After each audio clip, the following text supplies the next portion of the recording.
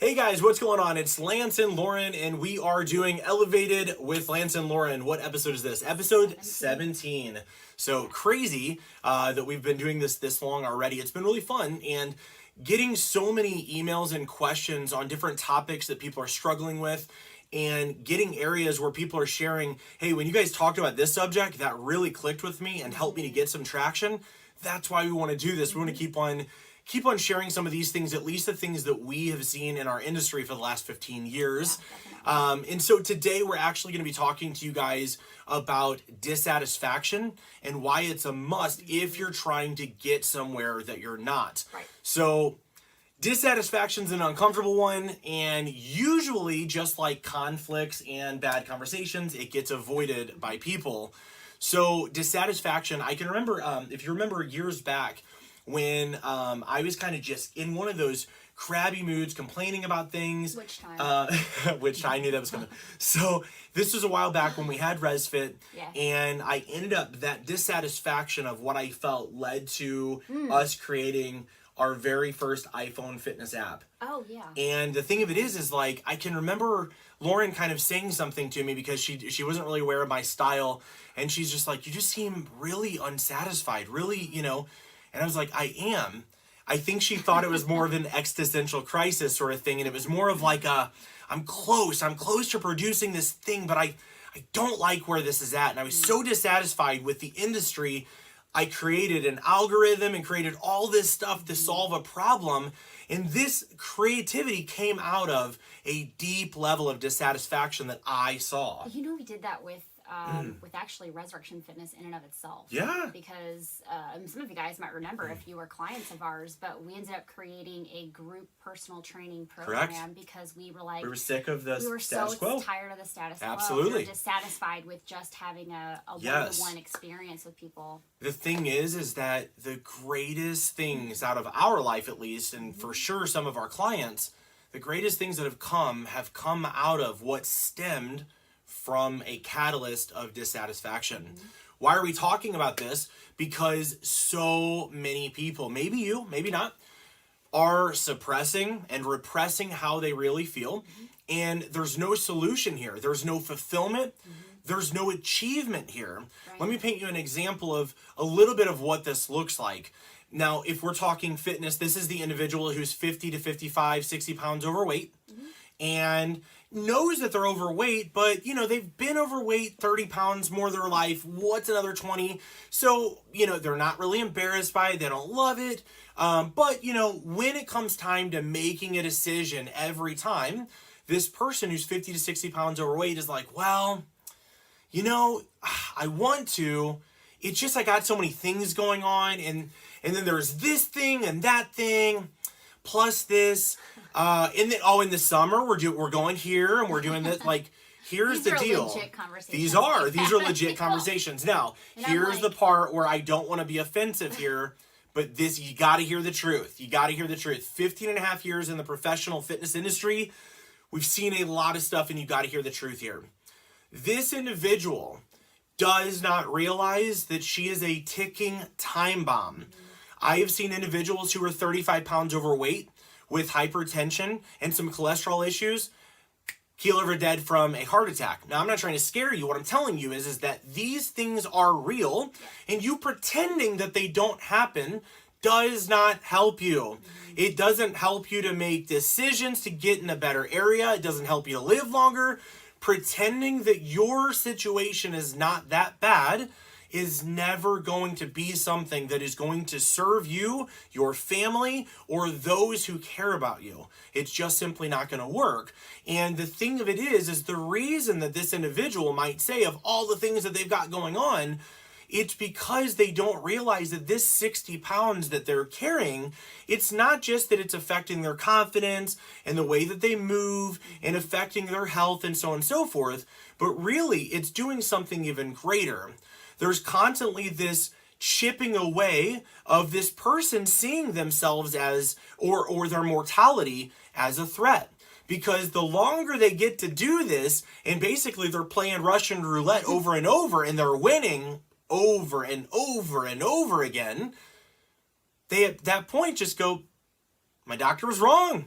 I guess it's not that big of a deal. Or they start going to the, well, I mean, you got to die something. And, you know, I'm not really ready to give that stuff up. This is an individual who is so lacking awareness of how bad the situation is because they have repressed and suppressed the emotions, and sometimes to protect themselves from pain, and sometimes to protect themselves from lacking a solution or from fearing failure because they wanted to get there before they tried and it didn't work. I think failure a lot of times is where it comes from. 100%. I would say, though, to that individual, let's just say that maybe you're not at that 50 to 60 pounds overweight, but maybe you're at that 20 pounds overweight or 25 pounds overweight. And let's just say that you've been 20 to 25 pounds overweight for 3 to 4 years. You don't like it. Is it getting better for you? That's my question. Is it getting better for you? And chances are the answer is no, because what is the average a person gains per year? Isn't it like 12 pounds depending on... Well, it used to be, as of, I think it was like 2016, it was 8 to 12 pounds a year. But then the projections, like whenever I looked at that again in 2019, it was putting people close to almost 21 and a half pounds per year. Now, I don't remember if that was male or female, so there were some, you know, so I do want to make sure that I'm specifying, but... Well, let's just say that for you know, numbers' sake, it is 12 pounds a year still. That's a pound a month that you're putting on.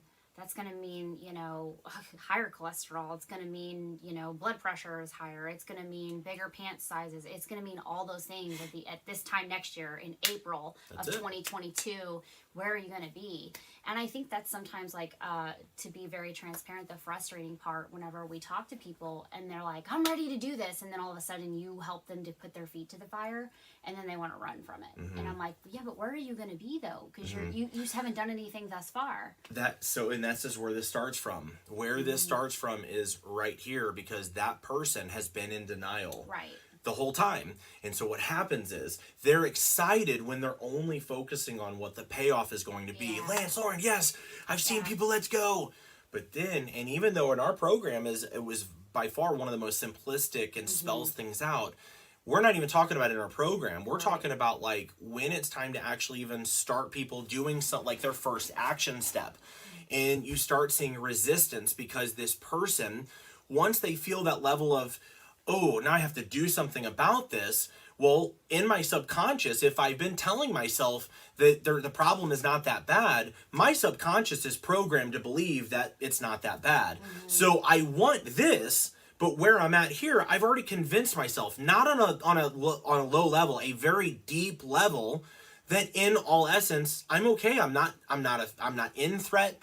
I don't need to worry. So yeah, I want to look better, but basically then if Lauren, the accountability coach, starts, you know, asking me to track my food, and that sounds a little cumbersome, then I'm like, you know, it's not really that big. Yeah, things are going on, and I think I'm gonna get this done, and then I'm gonna come back. Then you guys get it, right? I'm gonna come back then. So then you know what happens, and I can say this because this was my own experience, is you wake up one day and you look in the mirror and you go, how did I get here? I didn't get that. Oh, thank you, Siri. That was weird. And you go, how did I get here? Well, the answer is pretty simple. You ignored everything for the past 6 months to a year of your life whenever you had those checkpoints in your face where a mirror was looking you in the face and you should have been concerned then and you weren't. That's how you got there. I mean, I've literally had friends tell me, you know, girls, I don't know how I weigh 200 pounds. I don't know how in the world I got to 200 pounds. And I'm like, well, I do because I've been there. You ignored it when you got 10, to 170. That's it. You ignored it. And then when you got to 180, you ignored it again. Yep. Then you started pushing 190 and you're like, but then when you hit 200, it's like, oh, shoot. Now it's, you know. Out. And then you got a long way to undo that. That's it. The more you let it go, the longer you've got to undo it. So that's the whole thing, is that, and again, we're not ripping on people. These are things that we've done ourselves. Oh, yeah. But the fact is that, again, if you continue to do the same things over and over again and anticipate or expect a different outcome, I don't know who first coined it. People claim it was Einstein, but I promise that I've found that beforehand. Anyway, it's the definition of insanity. Yeah. We do things that we're just not good at being objective with ourselves. That's why we create guidelines and what we call keystone habits to align ourselves with. It's the difference between using a map and a compass, or nowadays, the difference between using a map and GPS. GPS tells you where and how to get there, and a map just basically tells you a path, and if you get off that path, you're screwed. There's a big difference on how you apply things, but number one starts with being open and honest about how bad the situation is, because there's power here. So here's the thing. Suppressing leads to anxiety and depression and zero changes or improvements or solutions. The fact is that when you suppress how bad things are and you diminish it and you're constantly sweeping it under the rug, you need to begin anticipating that at some point that thing that you've buried, it's a little monster and it's going to keep on growing. It's being fed. The second thing is that pretending the problem is much less than it truly is. It's not only keeping you stuck where you're at, which sucks because chances are you don't want to be where you're at anyway. You're just convincing yourself it's not bad enough to make a decision. But the thing of it is, it sucks, but it also is going to prevent you from even seeing the possibilities that might serve you better. Because you're in avoidance mode, you're not looking for solutions to your problem because your problem in your head doesn't exist. Right. So the thing of it is, it's kind of like this. Whenever somebody teaches you or shares about one new car they get, and then you start seeing that car everywhere because you notice all the good features, you've been consciously awakened to that thing. And so now you're seeing it everywhere. Now, what happens whenever you realize that there's a problem and you're ready to face that problem, your subconscious mind starts turning on to look for solution. This doesn't work for me. I don't like this. I need something different. Right. Our brains begin to think of possibilities and solutions. How does that happen if you're convincing yourself that there's no problem, so there's no solution needed? This is what happens to people, and here's what I get to do. After a year of them telling themselves there's no problem subconsciously, and then they go from 140 to 180 to 200 to 230, their significant, lover or significant other is creating problems, or they're leaving. They're basically, boom, everything. So the person goes from, yeah, things weren't going well, but I just kept ignoring it, thinking it was going to get better, and now nothing's going well, and I can't figure out how to get back. My life's falling apart. Yeah, we've been there. Yeah, we have totally. been there. So the thing of it is that we want to make sure that you're taking on habits that are going to lead to solutions, because those solutions, especially if they're sustainable and they're science-based, they're going to be things that give you achievement and fulfillment. Absolutely. That's the whole key. So I'm going to give you a couple more here before we wrap. Pretending that it's not that big of a deal is also a great way to keep yourself yo-yoing with your habits forever, because you're aware that there's a problem, but you never align the right level of tenacity and focus or energy. Why? Because you're not even sure how to match the level of the real problem, because you didn't acknowledge there was a problem to begin with. So again, my job as a coach is to help people to determine the level of intensity and the strategy based on their level of what they're going through and how quickly they need out of it. Right. If you're trying to do that for yourself and you've been denying that, that 60 pounds is really a life threat for you, and you're trying to make it seem like it's 7 pounds of vanity weight, you're not going to be able to find a solution. If it's 7 pounds of vanity weight, you're going to be doing some light cardio, and you're going to be saying no to a couple of extra, I would say a little bit of extra gravy on something, or saying no to a little icing on your cookie that you're eating. It's going to be little things like that, and you're going to lose your 7 pounds. The problem is that if you do not acknowledge how big this is, you're not going to be able to identify the proper strategy to finally get out from under it. And here's the deal. This problem that you're facing, while you're denying the level of it, it still exists, but normally it does not shrink and retract, and it doesn't stay put.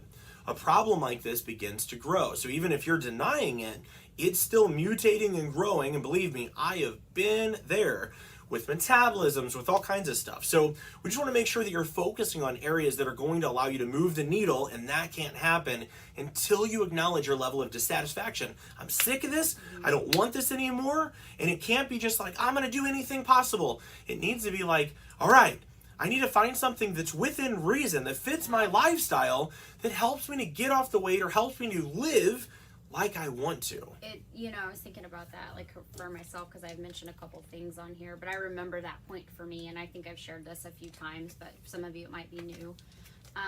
The level of dissatisfaction for me was that Christmas that your mom had bought. Your mom used to shop clothes for me, and it was always so fun to open up gifts from her. Go, Mom. And she bought me all of these cute clothes for Christmas, and we always would go to his, at the time we'd go over to his aunt's for a 75 billion people celebration for Christmas, and it was a dressy event. So excited because I knew that my mother-in-law was going to get me something that I could wear to Christmas and feel really good. Well, she did, and that year, the sizes that she bought me didn't fit me. I went and tried them on at the house after we opened them up, and I was just bumming because I really wanted to wear, gauchos were super popular then. I wanted to wear this outfit, and it didn't fit. And so I remember driving to Mid-Rivers Mall on Christmas Eve to go and exchange those clothes to find something that would fit me. And it was 5 sizes later in the dressing room that I'm in tears on Christmas Eve with a girl who's a size 0 helping me, and I'm trying to like hide the fact that I am just a mess in the dressing room.